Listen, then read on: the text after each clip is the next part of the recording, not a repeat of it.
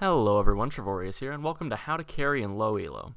I've decided that instead of giving each ELO specific tips like I've done in the past, it's easier just to clump bronze, silver, and gold into one Low ELO series.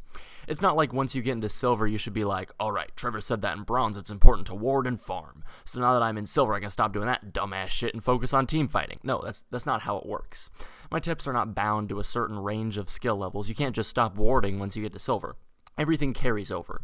Alright, so today's low elo carrying tip is split pushing. Let's begin.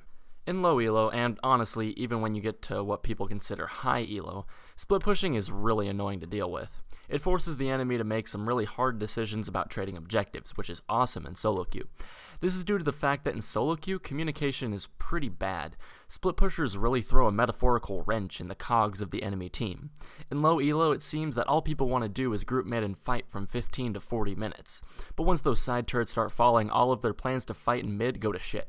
You see, split pushing really messes with your enemies because they won't be able to coordinate well enough to stop you.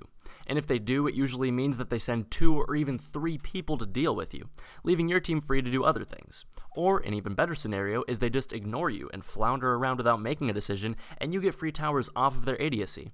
No matter what, you win. Some good split push champs include Tryndamere, Shyvana, Jax, Zed, and Trundle. All these champs are good 1v1 champs who can push towers extremely fast. They also have good escapes, making it hard to catch you even if the enemy does decide to come and deal with you. The most important thing though is the ability to win a 1v1. Some people consider champs like Fizz or Lee Sin good split pushers as well, because they can always win a 1v1. So if a team actually wants to stop your split push, they can't just send one guy. They have to send at least 2, giving your team the advantage with a 4v3. A split push kinda gets ruined if you just die every time you do it. You have to make sure you can survive long enough to take towers and maybe even kill enemies. Now there are a couple of important things to remember while split pushing. Ward when you're overextending is the first one. If you're not warding and you die, that's your fault. And if your team doesn't get an objective off of it, it's also your fault, not theirs. If they don't know that enemies are heading top until you're dead, how are they supposed to know that they could have had a free dragon or whatnot? By that point, it's too late to coordinate a dragon play because the enemy will be heading back down to dragon. Your teammates aren't psychic. They don't know where the enemy is. But luckily, for the low price of 75 gold, you can tell them where the enemy is. Also, utilize the jungle around you. Nothing is worse for the enemy than a split pusher who takes buffs in camps.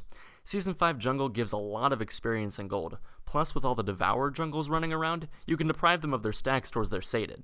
By taking camps, you widen the gap between the enemy and you. This helps you 1v1 or even 1v2 better because you'll have more items and be a higher level. And my third and last tip is at some point the split push has to end. You can't just infinitely split until you're at the inhib. I mean, sometimes I guess you can if the enemy is really bad, but most of the time it's not possible. There's a certain point when you're just too overextended, and I'd say after you've taken their inner turret, not the inhib turret, you're at that point. Even if you're a split push champion, you can group, and you'll most likely stomp in the team fights. You'll be levels and items ahead of everyone from all that solo XP and gold you got while split pushing. Please, don't be that Tryndamere who thinks if he leaves the top lane he's dishonored his family. You need to group up at times. Thanks for watching, guys. I hope you try out split pushing in some of your own games, and may God have mercy on your enemies' souls. If you enjoyed the video, please consider subscribing, and I'll see you in my next video.